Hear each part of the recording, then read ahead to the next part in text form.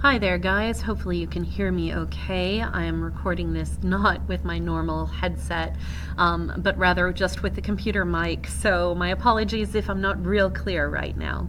So what I want to do today, guys, is we need to finish up the lecture on political history of the United Kingdom that we began the last time I saw you. So if you will, please make sure that you have your notes out from the last time I saw you, and I'm going to do the entire lecture here, which means that you likely don't need to listen to the first portion of it. So have someone in the classroom do me a favor and look and see what we left off on, and then I want you to move forward in this video until what you see on the screen matches the last thing that you discussed, okay? So pause the video right here, take a moment, and then skip forward to the portion where you need to be. Otherwise, I'm going to go ahead and continue with this lecture from the very beginning. So, political history of the United Kingdom, monarchs, parliament, and common law. Now, this right here is just a quick overview of what the British Isles look like. Y'all should know this, so I'm gonna skip forward. Now, what I do want to do first and foremost is talk a little bit about the monarchy of the UK. I'm making a Sex Pistols joke right here. That's a punk rock band from the 1970s, if you don't know. Now, all right. So the UK itself is not around at the big dawn of time. Obviously, what we have instead are the British Isles, which have been subjected to multiple waves of invasions and migrations over its history.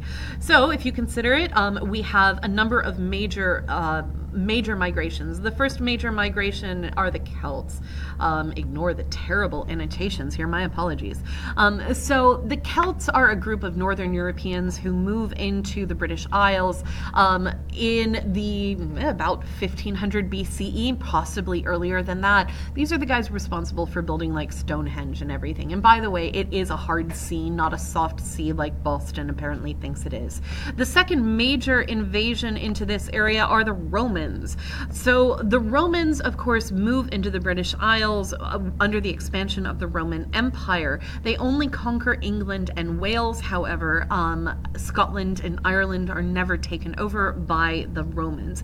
This is important for cultural reasons and organizational ones, as well as for linguistic and religious reasons. Third major invasion is the Germanic groups, particularly the Angles and the Saxons. So Angles, excuse this, and I can't spell, Angles and Saxons. Put that together and you've got Anglo-Saxons. So the Angles and the Saxons arrive into the British Isles following the collapse of the Roman Empire. This brings in the Germanic base to the current English language. This is why we use gerunds that end in ing. It's coming out of a Germanic history. Then you have a later arrival around 800 to 900 of Viking groups coming out of Scandinavia. That's group number 4. And then finally, you've got the Normans. Now, the Normans are going to be a big deal, so I do want to talk a little bit more about them in some depth. Now, come on. Why are we not moving forward? There we go.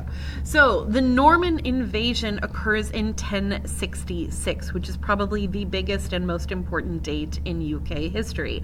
So the Norman invasion is in reference to Normandy, which is on the coast of France. This area was settled not just by Germanic peoples and by the Romans, but also by Vikings. That's actually where the name Norman comes from. It's a variation on the term Norseman, which is a variation in turn on Northmen.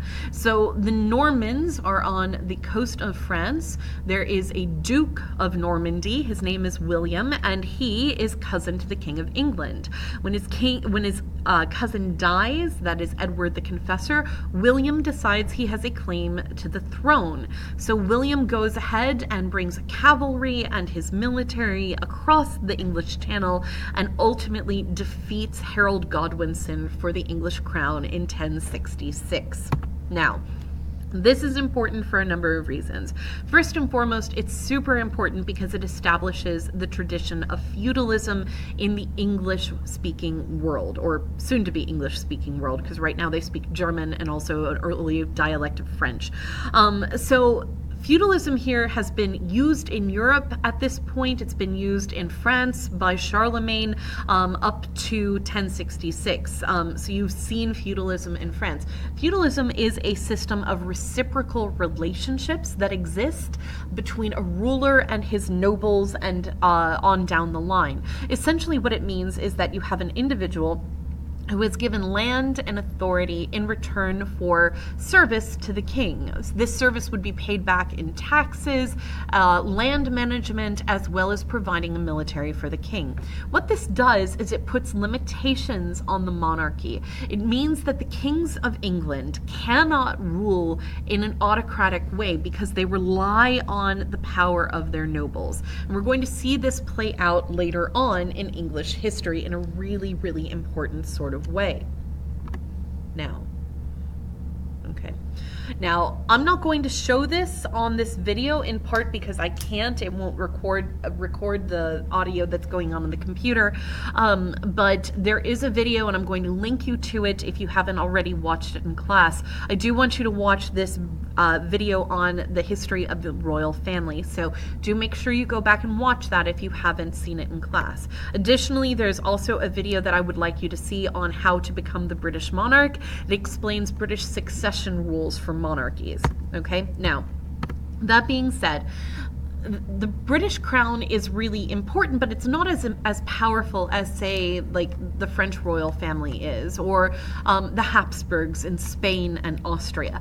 And part of that has to do with the early legal limitation of the power of the crown. And this happens as early as the Magna Carta in 1215.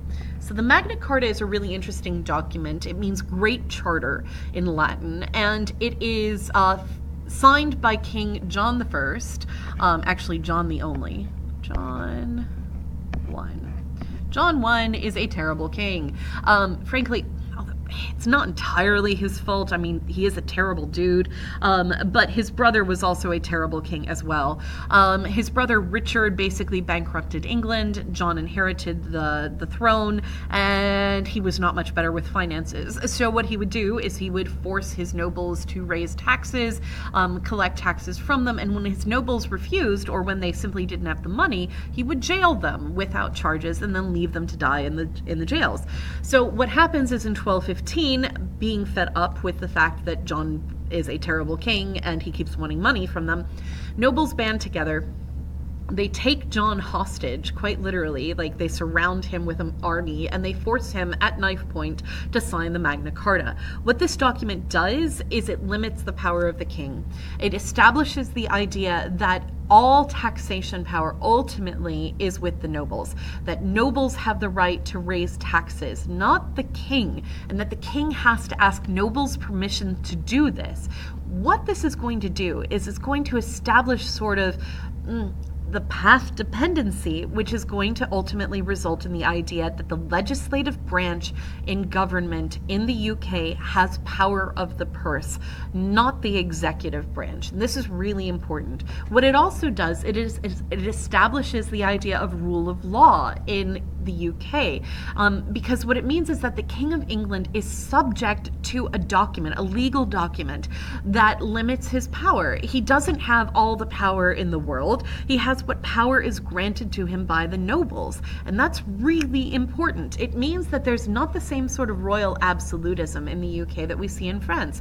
In France, you're going to have Louis XIV who says, "L'État c'est moi," I am the state. But in the UK, if you said that, if you were like George III and said, "I am the state," Parliament would have laughed in your face, because that is not the way they do things. Now, The Magna Carta is reissued multiple times throughout English history, and it's super important. And it ultimately establishes the baseline idea that ultimately results in the creation of a parliament. Now, a parliament is a deliberative body. If you think about the root word here, it's coming from the French parler, like to speak, and then meaning like mon, meaning like room here. So it's like a house or a room in which people speak. So parliament is a collection of noble lords who gained their power initially under feudalism, who established the right to create to be asked before taxes are raised under the Magna Carta. And by 1265, Parliament is a formal institution. Now, it doesn't truly have legislative rights at this point. It is primarily about power of the purse. Anytime the king wants to raise taxes, he must go to Parliament. However, Parliament only meets when the monarch calls it, at least at this point. That means it is not fully independent. It only meets when the king calls it, and if the king doesn't want to call Parliament, then it just doesn't meet. It can't meet without his permission. So if the king doesn't like Parliament, if he doesn't trust Parliament, if he thinks Parliament is trying to limit his power, he just won't call it. And that's going to be done multiple times in English history. Now, let's see here. All of this is building up to a major tradition in English history, which is called common law.